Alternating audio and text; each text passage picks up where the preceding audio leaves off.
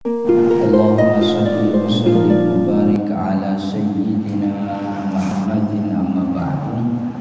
Para jemaah yang dirahmati Allah, alhamdulillah pada pagi hari ini kita diberi nikmat oleh Allah sehingga bisa berkumpul, kita bisa bersilaturahmi dan juga bisa menunaikan salah satu kewajiban kita, yaitu melaksanakan sholat subuh secara berjamaah. Salawat dan salam kita sampaikan kepada Nabi besar Muhammad sallallahu alaihi wasallam beserta keluarga dan juga para sahabatnya, dengan harapan dan doa mudah-mudahan kita termasuk orang yang mendapatkan syafaat Rasul sallallahu alaihi wasallam di hari kiamat nanti. Amin ya rabbal. Para jemaah yang dirahmati Allah, pada kesempatan pagi hari ini karena sudah masuk bulan Dzulhijjah dan kalau menurut tanggalan kita hari Jumat depan insya Allah kita merayakan Hari Raya Idul Adha yang di dalamnya ada ritual penyembelihan hewan kurban. Nah, beberapa waktu lalu saya sudah menulis buku kecil berapa 90-an halaman yang isinya tentang fikih kurban. Fikih kurban dari mulai istilah kurban itu sendiri sampai masalah kepanitiaan. Judulnya antara pekurban, panitia, dan tukang jaga. Jadi yang di highlight itu materi tentang kepanitiaan, tapi buku itu isinya semua hal tentang fikih kurban. Nah, buku itu tuh gratis, siapapun boleh punya, syaratnya dia punya HP yang smartphone, HP pintar, HP yang ada yang bisa baca aplikasi PDF, karena bukunya dalam bentuk PDF. Dan selain dia punya HP, dia juga harus punya kuota, karena itu harus download. Nah, link downloadnya udah saya kasih ke beberapa jemaah, jadi nanti mohon disebarkan. Nah, ya memang yang sering dipertanyakan kalau Hari Raya Idul Adha itu soal panitia. Jadi ada sebahagian orang yang melihat bahwa panitia itu pihak yang nggak boleh memakan hewan kurban, memakan daging sembelihan. Jadi panitia itu ya panitia aja. Jadi ketika sudah dagingnya sudah disembelih, hewan sudah disembelih, daging didistribusikan, maka panitia nggak boleh dapat jatah. Sebagian orang melihat begitu. Sebagian lagi melihat nggak ada masalah, kan panitia juga kan jemaah juga. Panitia kan orang situ juga yang memang berhak mendapat jatah daging kurban. Nah, yang jadi masalah memang model kepanitiaan kita ini, model kepanitiaan kita zaman sekarang, yang mana panitia itu ada briefingnya di masjid, nanti dapat kaos kan itu tulisannya apa namanya, panitia kurban Masjid Ar-Rahim 2020. Model kepanitiaan kayak gitu memang tidak pernah terjadi di zaman Nabi Muhammad SAW, tidak juga dikerjakan oleh para ulama abad mutaakhirun. Jadi tidak pernah disebutkan dalam kitab-kitab fikih tentang bagaimana kepanitiaan kurban, karena terjadinya kepanitiaan kurban itu kita aja yang bikin gitu. Jadi kita aja tuh yang bikin kepanitiaan kepanitiaan kurban. Di zaman Nabi nggak ada, di zaman ulama pun tidak pernah terjadi. Maka ketika ulama membahas tentang fikih kurban, ya nggak ada bab tentang komite kurban gitu, panitia kurban nggak pernah ada. Nah, kemudian orang lihat bahwa panitia kurban itu seperti seperti tukang jagal, maka dia nggak boleh dapat daging kurban.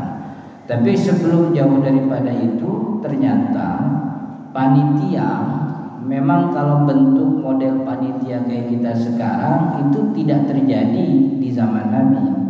Tapi Nabi Muhammad SAW pernah memberikan kepengurusan hewan kurbannya kepada seorang sahabat. Yang itu kan adalah tugas dan esensi panitia. Jadi kalau dibilang panitia tidak ada dari zaman Nabi, nggak benar-benar amat, karena dulu Nabi Muhammad SAW pernah memberikan kepengurusan unta sembelihannya kepada salah seorang sahabat, dan itu kan esensi daripada panitia.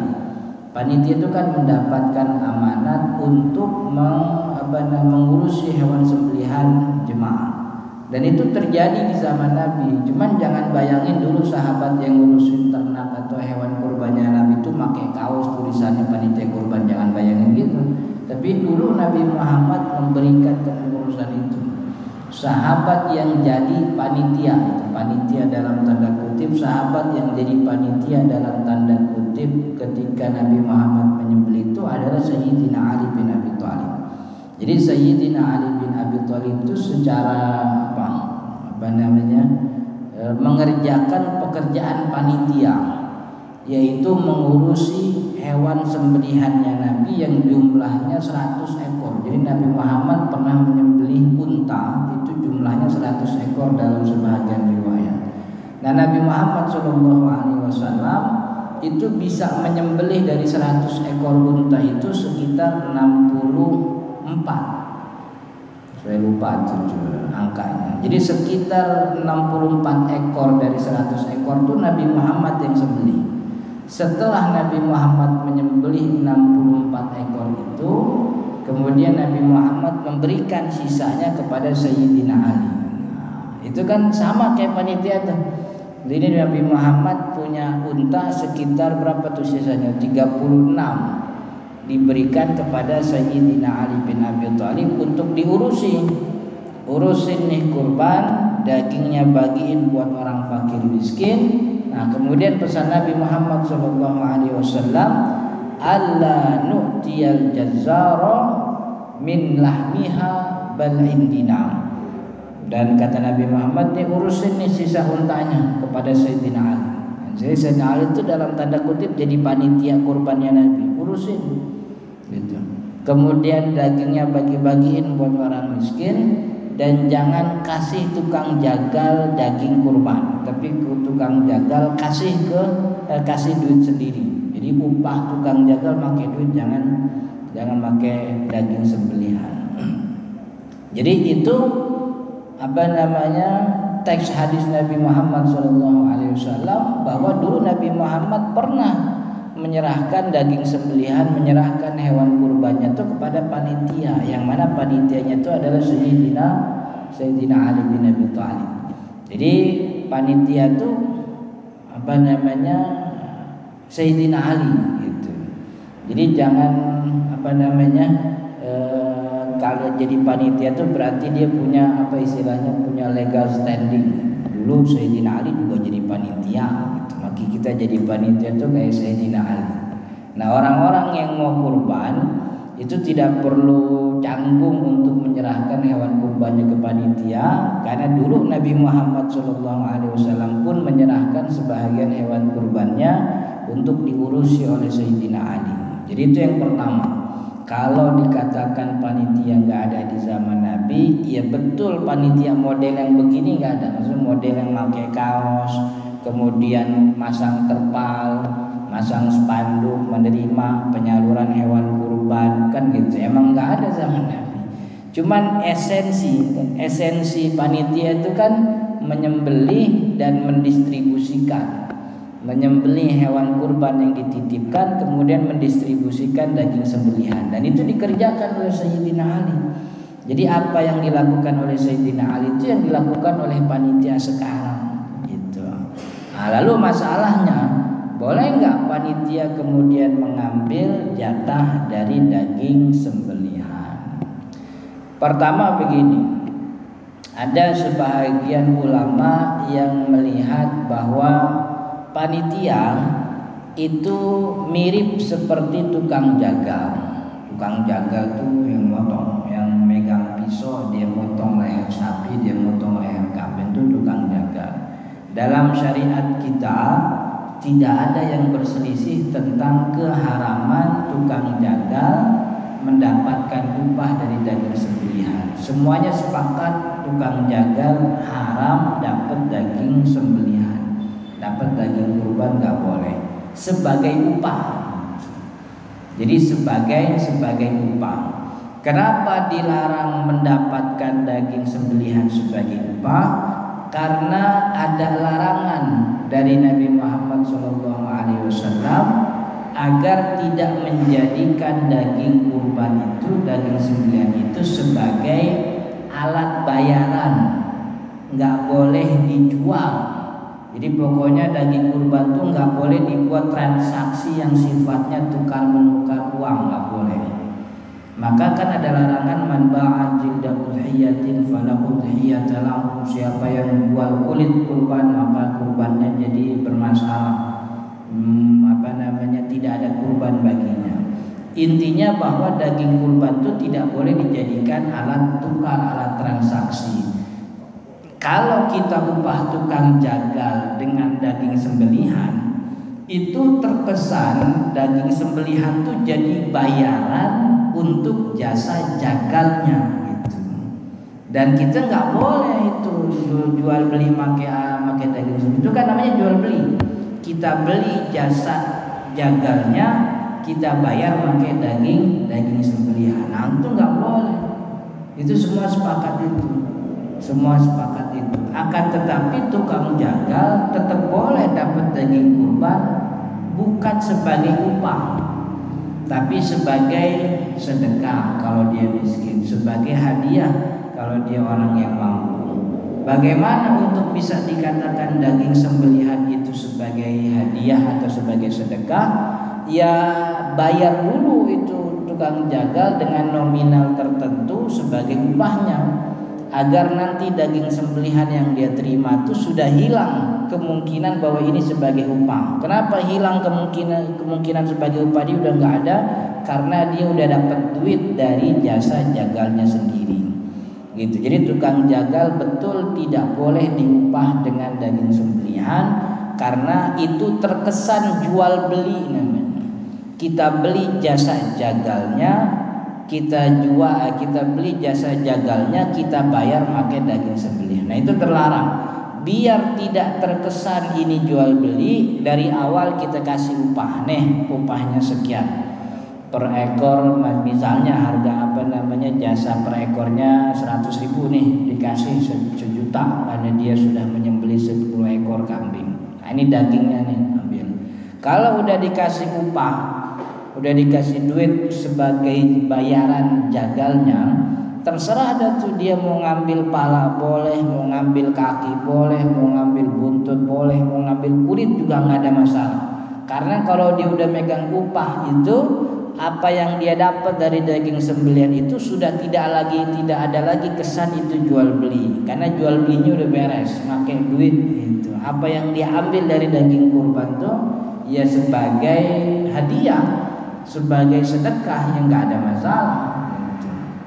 Itu tukang jagal. Nah, sebahagian ulama menyamakan panitia itu seperti tukang jagal. Kenapa? Karena panitia itu seperti menjual jasa. Jasa apa? Jasa kepanitiaan. Bapak kan punya duit, ya beli kurban mau, tapi bisa motong nggak? Nggak bisa. Saya bisa. Emang bapak siapa? Saya panitia kurban Masjid Ar-Rahim. Jadi daripada bapak susah-susah, jangankan motong, bapak kan megang kambing aja nggak bisa kan gitu. Nah, aduh, kambing serahin sama kita yang udah ngurus itu. Jadi seperti menjual jasa kepanitiaan, jasa ngurusin gitu. Dari kan bahkan kalau sekarang tuh bukan cuma nerima hewan, ada yang juga ada yang langsung beliin juga kan gitu.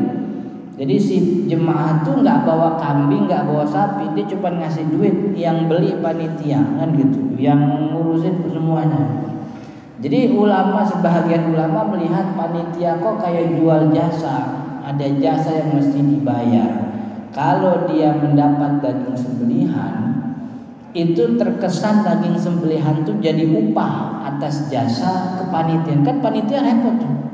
Panitia kan repot. Dari mulai masang terpal kan begitu.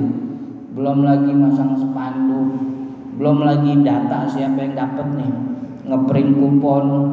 Udah gitu pas udah di-print dibagi-bagiin, pas dibagi-bagiin ada tetangga yang ngomel, kok saya nggak dapet sih? Tetangga saya PNS masa dapet? Saya masa nggak dapet? Diomelin sama warga. Udah gitu nanti pas motongnya juga udah ribet kan gitu. Panitia kurban tuh biasanya panitia sholat id juga, yang malamnya udah jarang tidur ngurusin besok buat sholat id, bikin persiapan shop buat masjid dan sebagainya. Belum beres istirahat, dia udah harus ngumpul lagi tuh. Habis sholat id ngumpul lagi di mutuka jadi panitia. Itu kan capek tuh. Maka harus ada upah yang diberikan kepada panitia.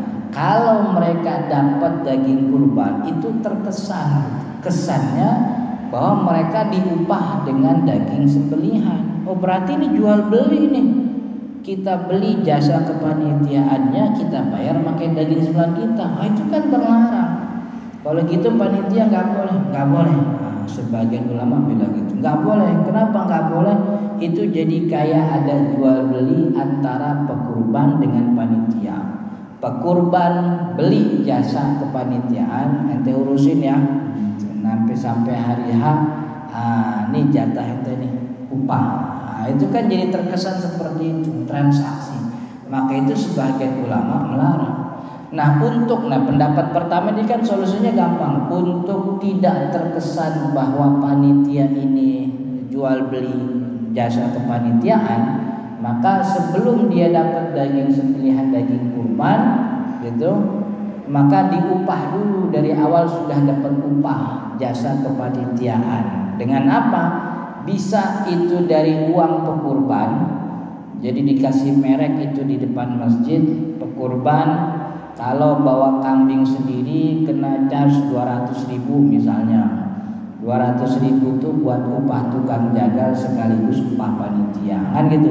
Kalau dia sapi charge-nya sekian ratus ribu misalnya begitu. Jadi dari awal udah dibebankan uang. Bisa nyebutnya uang apa aja, uang administrasi ya boleh. Dan di beberapa masjid banyak yang kayak gitu tuh. Orang kalau mau naruh kambing bayar duit tambahan 100.000, 200.000 buat apa? Buat upah kepanitiaan. Supaya apa? Supaya ustadz yang bilang panitia nggak boleh makan daging kurban dia nggak ngomong lagi gitu. Nggak ribut lagi, soalnya kita udah dari awal kita udah udah merekin nih ada bayarannya gitu. Uang administrasi. Bisa namanya uang administrasi, uang kepanitiaan, jasa terpal, apalagi jasa nguburin darah, macam-macam terserah namanya. Yang penting itu upah itu, uang administrasi itu untuk meninggalkan atau menghilangkan kesan adanya transaksi dengan daging kurban antara si pekurban dengan panitia. Jadi sebenarnya panitia kalau kita katakan sama kayak tukang jagal yang jual jasa jagal itu, ya kita perlakukan sama. Jadi kita kasih aja duit. Duit itu bisa dari pekurban atau dari kas masjid. Jadi masjid sudah menyiapkan sekian nominal tertentu untuk kepanitiaan. Jadi pekurban tidak perlu lagi bayar karena jasa kepanitiaan sudah ditanggung oleh masjid dari uang amal misalnya. Sekian nominal tertentu disisihkan. Itu bisa seperti itu.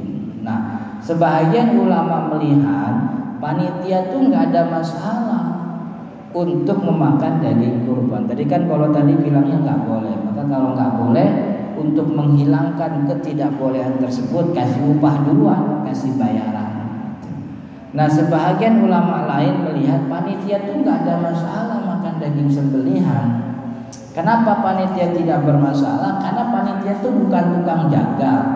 Yang namanya tukang jagal tuh yang megang pisau, yang borok leher tuh namanya tukang jagal.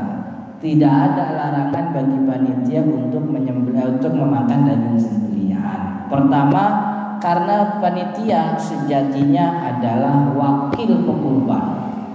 Dia adalah wakil perkurban sebagaimana Sayyidina Ali bin Abi Thalib yang diberikan perwakilan oleh Nabi Muhammad untuk ngurusin daging sembelihan. Jadi panitia itu esensinya adalah wakil daripada perkurban. Bagaimana hukum wakil? Wakil itu gampang.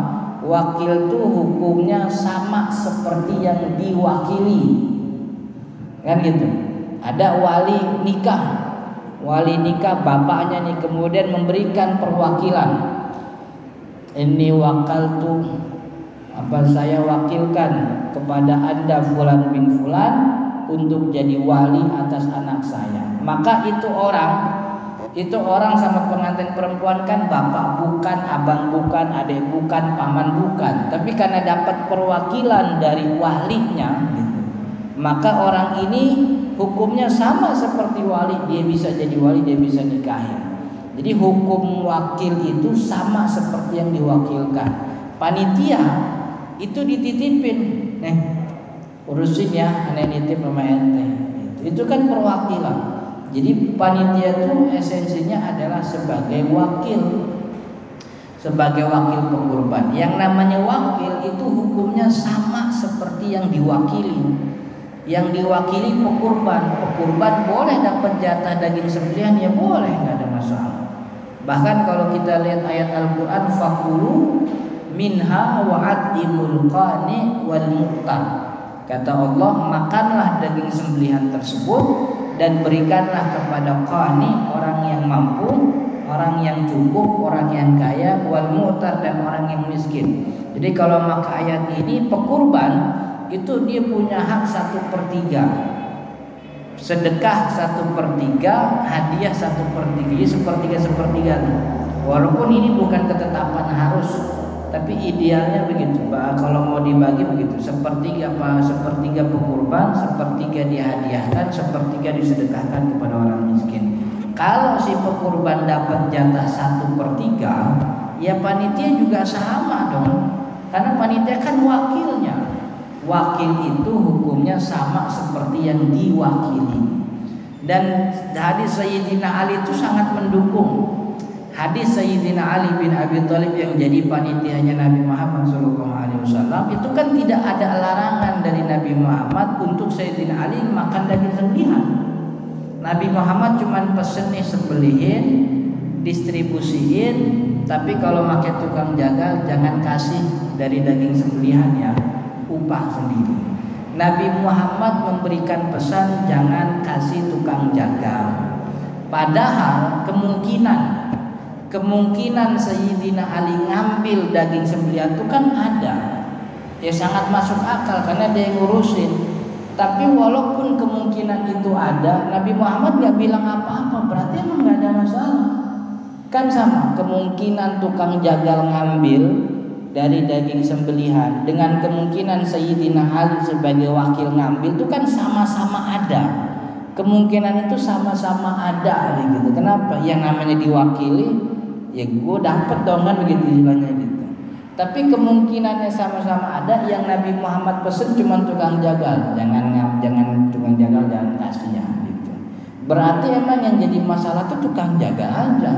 Kalau orang yang dititipin mah nggak ada masalah. Kalau orang yang dititipin tidak ada masalah. Jadi ini dua masalahnya. Jadi panitia itu memang di persimpangan jalan. Satu, melihat bahwa ini orang jual jasa kepanitiaan, maka daging sembelihan yang dikasih itu terkesan sebagai jual beli, maka jangan kasih. Kalaupun dikasih kita bayar dulu sebagai upahnya. Satu lagi, ulama melihat bahwa yang namanya panitia itu sebagai wakil pekurban. Karena dia wakil pekurban, maka dia ngambil jatah daging sembelihan gak ada masalah gitu. Cuman emang yang rada digedekin sama orang, kadang panitia ngambil kebanyakan. Kadang kan ya. Jadi orang datang nih bawa kupon nih. Cuman datangnya kesiangan gitu. Datang udah jam 4 sore. Orang kan biasanya ngambil daging sembelihan Johor, dia jam 4 sore baru datang. Pas dia datang, Pak Haji, saya belum ngambil daging. Kata panitianya, wah udah habis bu. Udah habis deh kan saya foto kayak gitu tuh. Padahal di belakang dia ngeliat tuh masih ada kantong plastik merah semua tuh gede-gede. Kenapa gue juga dapat cuma gara-gara kesorean. Oh itu buat panitia bu. Wah, kan makin kesel lagi. Itu buat panitia katanya. Jadi panitia kalau mau ngambil jangan banyak-banyak. Kalaupun mau ngambil banyak umpetin biar gak kelihatan. Iya benar. Iya ngerasa. Saya sih ya, saya kalau tiap tahun kurban itu nggak pernah minta jatah gitu. Maksudnya ya kurban aja. Karena kan kata Imam Nawawi wal afdalu at-tasadduq bi kulliha illa luqman yatabarraku bi akliha. Kalau kurban tuh bagusnya udah dikasih aja semuanya. Enggak usah minta jatah lagi illa luqman, kecuali satu suap dua suap sebagai ngambil berkah. Jadi minta seplastik aja. Kalaupun nggak seplastik pas kita lagi motongin kita ambilnya sekepal nih tangan, ambil taruh kulkas besok dimakan, ngambil berkahnya aja begitu. Nggak pernah ngurusin itu, ngurusin kupon, nyuruh bini, oh ambil kupon ke RT ambil, nggak pernah begitu, biasa aja. Cuman kan beberapa teman kita, tetangga kita kan ada yang begitu, karena kesempatan makan daging itu bukan kesempatan yang terbuka kayak kebanyakan orang. Ya orang-orang yang mampu sih kalau mau makan daging sih tinggal datang ke Carrefour kan begitu. Dia masuk ke Carrefour. Kalau nggak masuk ke Carrefour dia masuk ke restoran-restoran yang ada dagingnya tuh steak. Tapi kan bagi sebagian kita ya daging itu makanan mewah tuh. Yang nggak bisa makan tiap hari kan gitu. Dia bisa sih masuk ke Carrefour, cuman masuk doang gitu nggak beli daging. Masuk Carrefour ngadem doang kan gitu. Nyari hasilnya doang. Nah bagi sebagian, nah kita tutupin tuh perasaan gak enak dari orang-orang kayak gitu. Bagaimana? Ngambilnya jangan banyak-banyak. Kalaupun emang nyediainnya banyak, karena panitia banyak silahkan. Karena kan kalau saya melihatnya panitia tuh kayak wakil pekurban ya gak ada masalah dia ngambil. Yang gak boleh tuh tukang jagalnya gitu. Kalau panitia mah gak ada masalah. Toh panitia tuh kan melakukan kepanitiaannya volunteer, sukarela gitu. Karena ini sukarela maka tidak dikatakan sebagai joki. Kalau saya ngeliatnya begitu. Jadi panitia mah sah-sah aja ngambil, banyak juga nggak apa-apa. Toh pekurban itu kan dapat jatah 1/3. Panitia ngambil banyak silahkan. Cuman kalau ngambil banyak jangan sampai kelihatan sama sama orang. Kalau bisa pas sudah dapat tuh taruh di keranda mayit aja. Orang kan nggak bakal nyangka tuh. Orang nggak bakal nyangka di dalam itu ada daging kurban. Nggak bakal diperiksain sama orang gitu.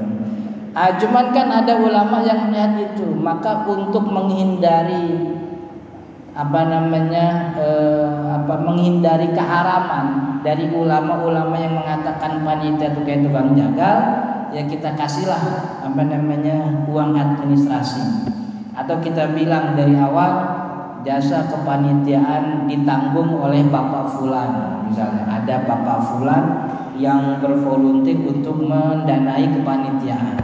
Atau panitia ini dibiayai oleh masjid, panitia dibiayai untuk menghindari itu. Itu yang masalah kedua ya. Jadi tadi masalah pertama panitia ada zaman Nabi, yang kedua panitia dapat jatah bangga. Yang ketiga, panitia biasanya jual kulit kambing. Ini biasa. Kalau di Indonesia kayaknya hampir semua masjid begitu. Dilarang apa enggak Ustaz? Kalau ada larangannya ada. Kan kata Nabi Muhammad, man ba'a jildahu hiyatin falahu hiyatalahu. Siapa yang jual daging sembelihan maka dia tidak ada kurban baginya. Berarti kurbannya enggak sah, dan kurbannya tetap sah. Cuman pelaku yang jual itu yang mendapat dosa. Karena kurban itu ketika darah sudah dialirkan ke atas tanah, selesai sudah ibadah kurban. Dapat dia pahala daging kurban. Dapat dia pahala kurban. Dia tercatat di tahun itu sebagai orang yang berkurban. Sudah selesai itu ketika darah dialirkan, selesai sudah kurban. Adapun itu dibagikan atau tidak dibagikan itu bukan perkara ritual gitu. Jadi perkara ritualnya tuh menyembelih, darahnya jatuh, selesai sudah. Karena dulu Nabi Ibrahim alaihissalam kan juga begitu. ketika menyembelih anaknya Sayyidina Ismail, kemudian turun suara dari langit, sambil turun itu kambing sebagai pengganti Ismail. Lalu Nabi Ibrahim menyembelihkan. Setelah sembelih, Nabi Ibrahim kagak capek-capek ngulitin kambing kan gitu. Dia nggak nyuruh Ismail kulitin sayang kita bawa pulang kan, enggak. Itu istrinya Sayyidah Hajar di rumah kan juga nggak nungguin gitu. Pas Nabi Ibrahim pulang tanyain mana nih kambingnya kan nggak begitu. Jadi seibadahnya udah selesai di situ. Maka apa yang terjadi setelah itu bukan lagi mempengaruhi keabsahan kurban udah beres. Cuman pelakunya itu yang menjual itu yang berdosa.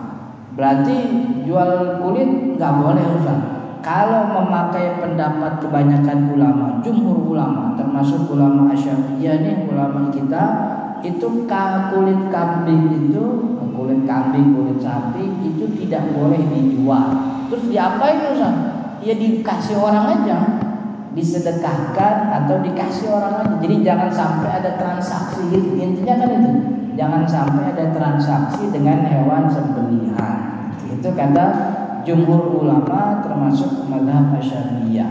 Atau kalaupun nggak bisa dikasih, nggak bisa disedekahin, bikin dari daging, bikin dari kulit itu barang-barang yang mungkin bisa dimanfaatkan secara umum. Baik itu beduk, baik itu mungkin ada yang jadiin sendal kalau bisa gitu ya, atau apapun, atau jadiin kikil buat makan kan gitu.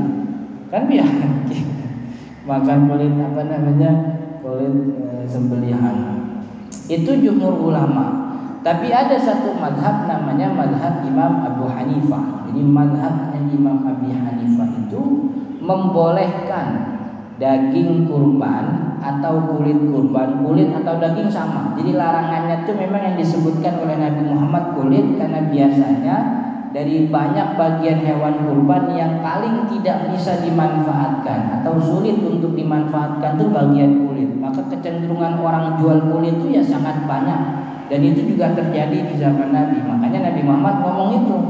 Tapi bukan berarti kulit yang jual kulit doang, semua bagian hewan dilarang jual beli. Cuman biasanya yang sering dijual belikan itu kulitnya, karena kulit itu bagian yang memang banyak tidak bisa dimanfaatkan oleh kebanyakan orang. Nah, Imam Abu Hanifah membolehkan jual beli menjual daging atau kulit kurban. Itu dibolehkan oleh Imam Abu Hanifah. Cuman syaratnya satu. Syaratnya hasil jualan kulit itu, duitnya itu harus disedekahkan. Apa itu sedekah? Ya sedekah dikasih ke orang yang miskin, orang yang tidak mampu. Kalau itu dikasih ke panitia, di antara panitia kan ada yang mampu, ada yang nggak mampu. Jadi kasih ke panitia yang masuk golongan miskin nggak mampu. Jadi itu boleh, itu kata Imam Abu Hanifah. Nah, pendapat Imam Abu Hanifah ini jadi solusi nih. Jadi kalau kita plek-plekan pakai Syafi'i agak repot juga kan begitu.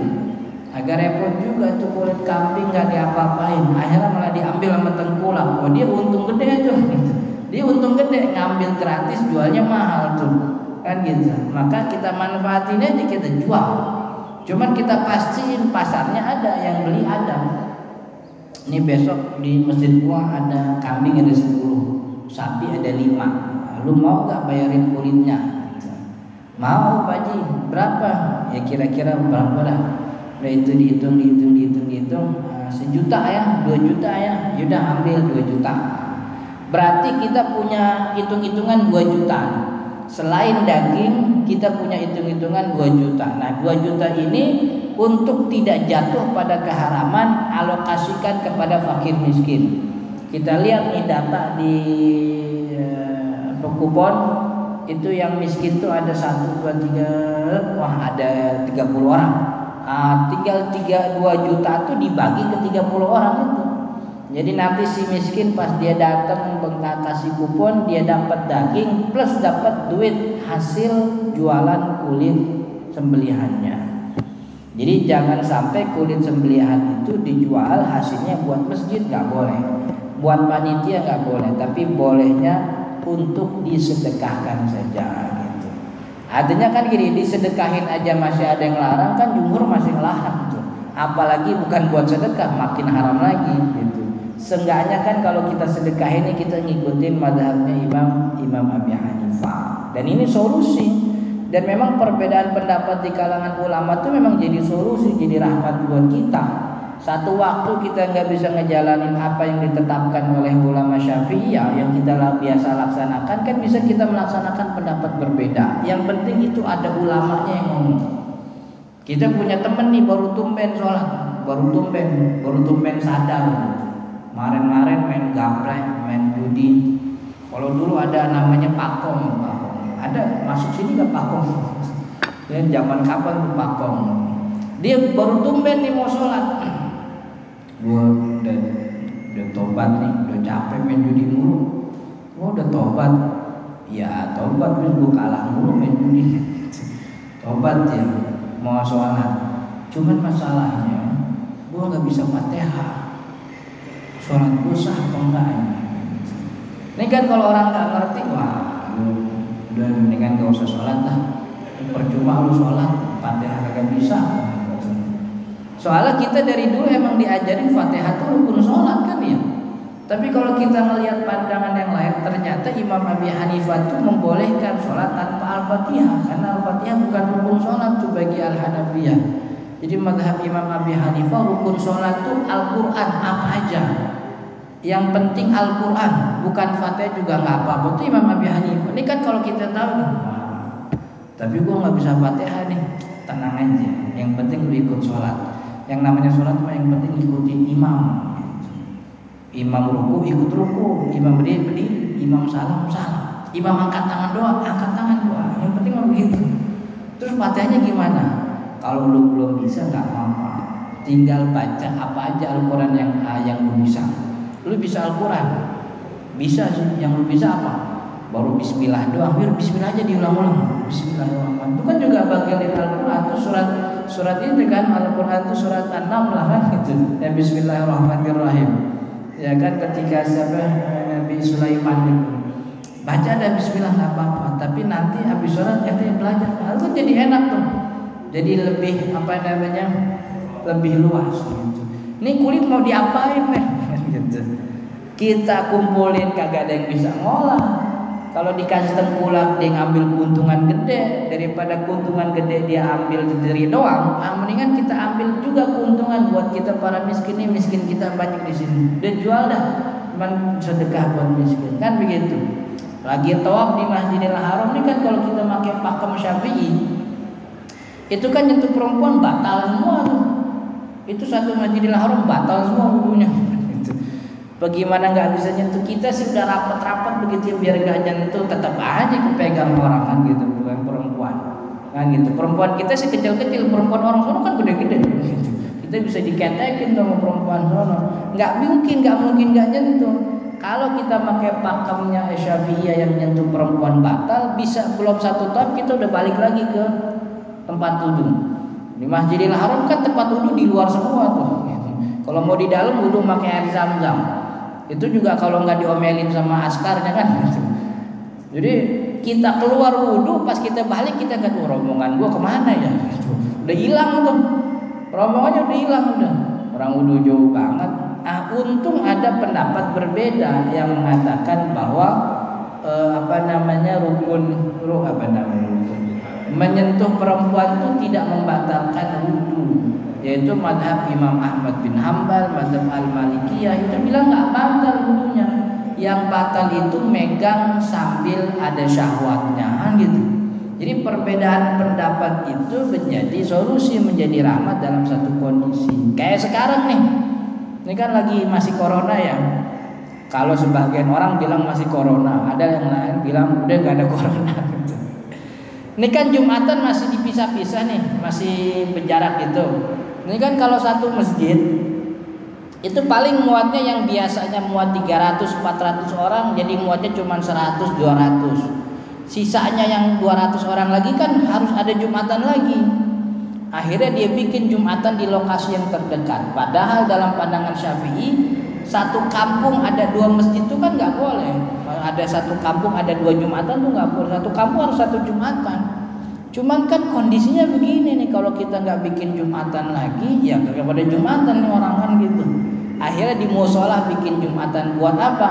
Biar di masjid nggak membludak kita bikin. Tapi kan masih satu kampung, masih satu desa, nggak apa-apa. Yang bilang satu kampung satu Jumat itu kan Syafi'i doang. Yang lain mah nggak apa-apa, satu kampung lebih dari satu Jumat. Ada 2-3 Jumat nggak apa-apa dalam satu kampung. Itu pendapat ulama yang lain tuh, ulama Hanafi. Yang penting syarat kuotanya terpenuhi 40 orang. Ada imamnya kan gitu. Ada ada azannya. Yang penting itu. Dalam kondisi seperti kan gitu. Jadi memang kita ini dari awal, dari dulu sudah banyak melakukan silang pendapat. Maksudnya sudah banyak melakukan memakai pendapat selain Asy-Syafi'iyah dalam kehidupan kita sehari-hari karena kondisi yang sulit, yang memang sulit untuk menganggap menjalankan Asy-Syafi'iyah. Ini kalau kita saking kolotnya pakai kitab kuning, itu kan jual beli dalam pandangan Asy-Syafi'iyah itu kudu ada ijab qabul. Ijab qabul tuh ngomong, saya jual sepeda ini dengan harga sekian. Itu yang beli saya beli. Apa kita mau tiap beli begitu ke Indomaret, Pak, salaman dulu Pak. Saya. Ini Syafi'i kan begini. Syafi'i itu begitu, harus ada ijab qabul. Karena kan antarodin, kan kata Allah antarodin, jual beli harus saling sama ridho. Ridho itu perasaan dalam hati. Dan kita nggak bisa lihat apa yang dalam hati orang, maka untuk tahu dia ridho apa nggak harus diucapin tuh. Kenapa Syafi'i bilang ada ijab qabul? Karena harus ada ridho. Ridho itu hati. Kalau hati nggak diungkapin kan kita nggak tahu. Maka harus ada ijab qabulnya. Ini kan kalau kita pakai pakem gini ini agak susah nih. Gitu. Ya kita salaman dulu kan gitu. Tukang nasi uduk salaman, tukang uduk lagi repot nyendokin pot orang di nyalamun dulu gitu. Salaman dulu nih, ijab qabul. Ya kan jadi repot tuh. Jadi yang penting pendapat yang kita pakai tuh ada ulamanya gitu. Yang nggak boleh tuh bikin pendapat sendiri, itu nggak boleh. Tapi kalau kita pakai pendapat ulama lain karena emang kondisinya begini, ya nggak ada masalah selama ada ulamanya. Kalau nggak ada ulamanya berarti dia bikin pendapat. Itu bikin pendapat sendiri itu yang dilarang oleh kebanyakan ulama. Baik. Itu berkaitan dengan panitia. Jadi ada 3 tadi panitia sudah ada zaman Nabi. Yang kedua panitia dapat jatah apa enggak. Yang ketiga panitia jual daging, jual kulit kurban. Nah satu lagi nih, ada orang yang sering nanya kurban buat orang yang mati biasanya. Nah kurban buat orang yang mati ada 2 masalah. Pertama, ini masalah yang disepakati. Jadi seluruh ulama sepakat boleh kurban untuk orang yang sudah wafat kalau sebelum wafat si mayit ini wasiat. Jadi sebelum wafat dia wasiat, dia kumpulin tuh anak-anaknya,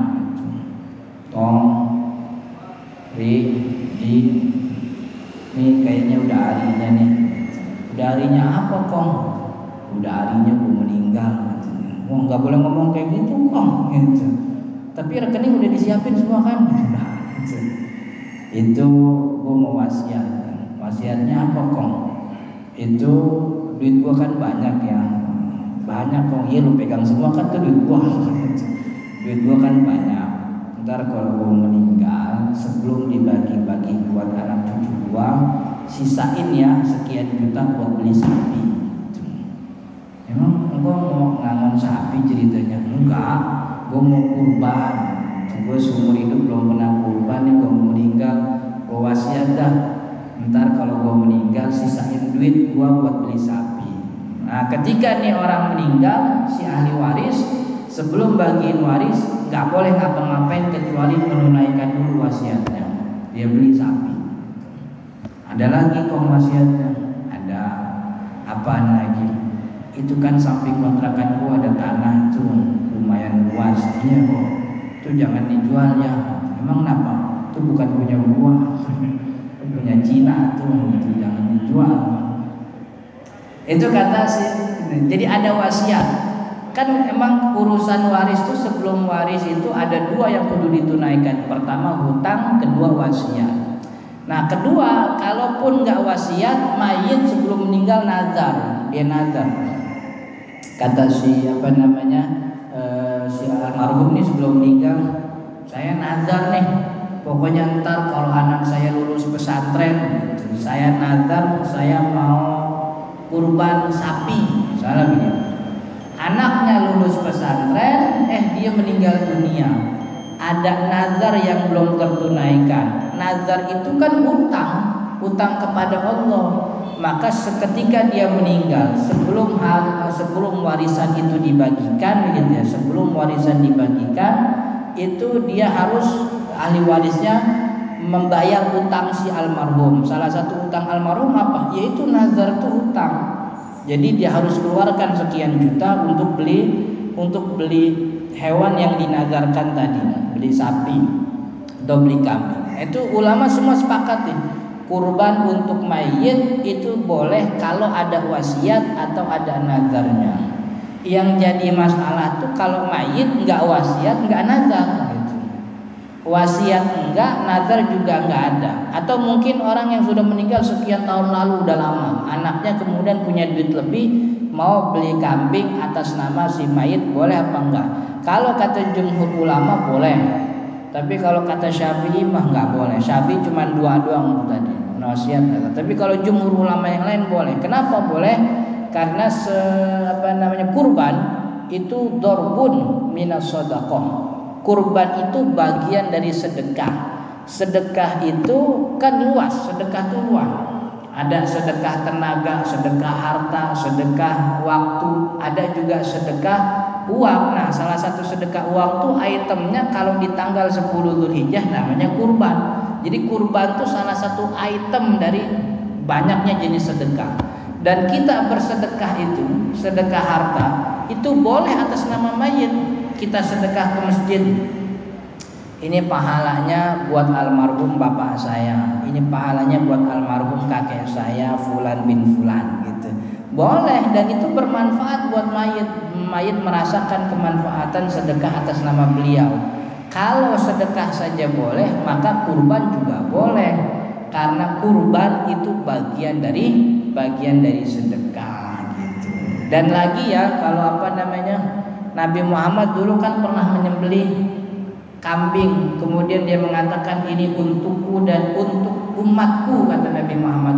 Dan di antara umatnya Nabi Muhammad SAW itu kan ada yang sudah meninggal dunia, jadi nggak ada masalah. Bahkan ada yang belum lahir juga kan ketika Nabi Muhammad untukku dan untuk umatku. Maka menyembelih atau kurban untuk orang yang sudah wafat dibolehkan menurut pandangan jumhur ulama. Baik, mungkin itu yang bisa disampaikan, mudah-mudahan ada manfaatnya. Insyaallah kita lanjut di pertemuan akan datang. Sebelum tutup, ada pertanyaan? Ada gak yang mau nanya? Ya, silakan.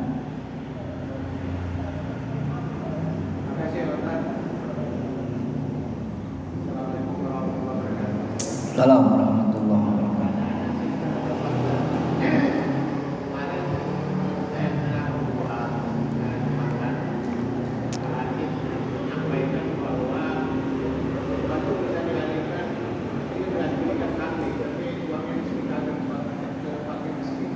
Iya, ada yang bilang begitu.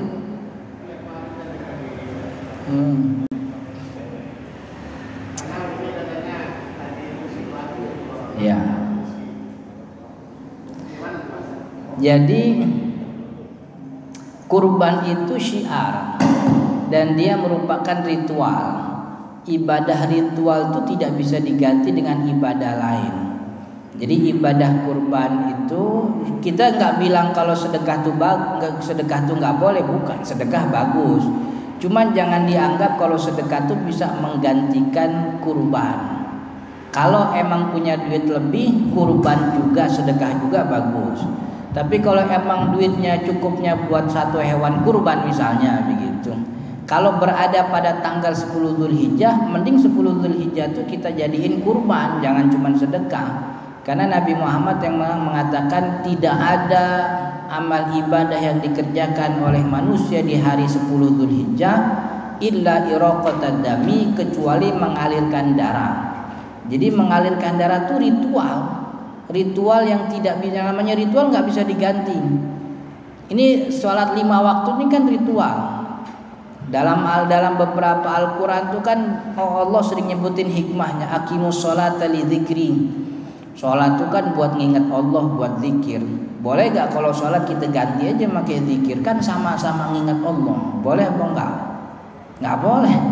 Zikir bagus, tapi jangan sampai sholat ditinggal. Karena sholat, jadi Allah, Tuhan yang memerintahkan kita untuk bersedekah mengasihi orang miskin, juga memerintahkan kita untuk kurban di tanggal 10. Jadi perintahnya jangan diganti-ganti atau jangan ditukar. Perintahnya 2 aja.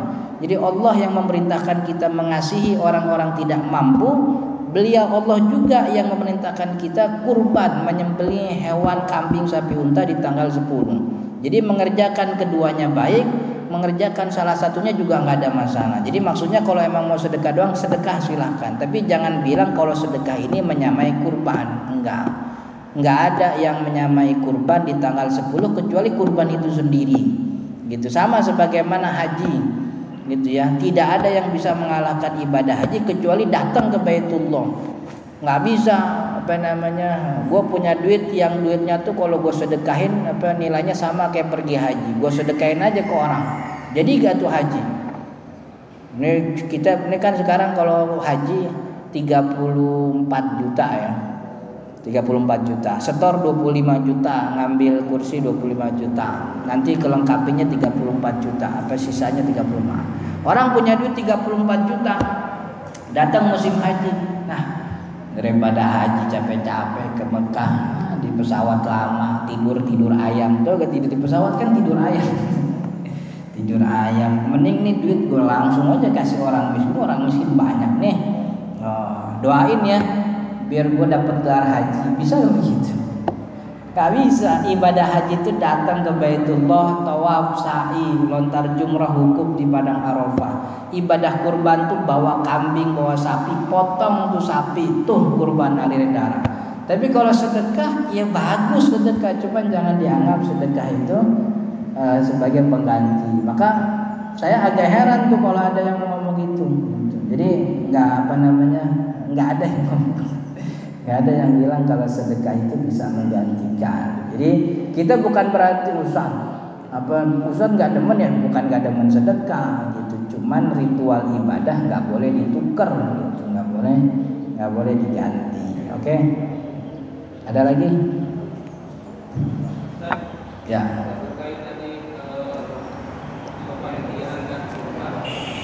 Apa boleh dari awal si jaga itu dibayarkan? Dibayar gimana? Upahnya dari awal. Iya nggak apa-apa. Itu kan jadi kayak jual beli jasa. Kalau kita bayar di awal ya berarti DP nggak ada masalah. Yang penting jangan sampai dia dikasih daging sebagai upah.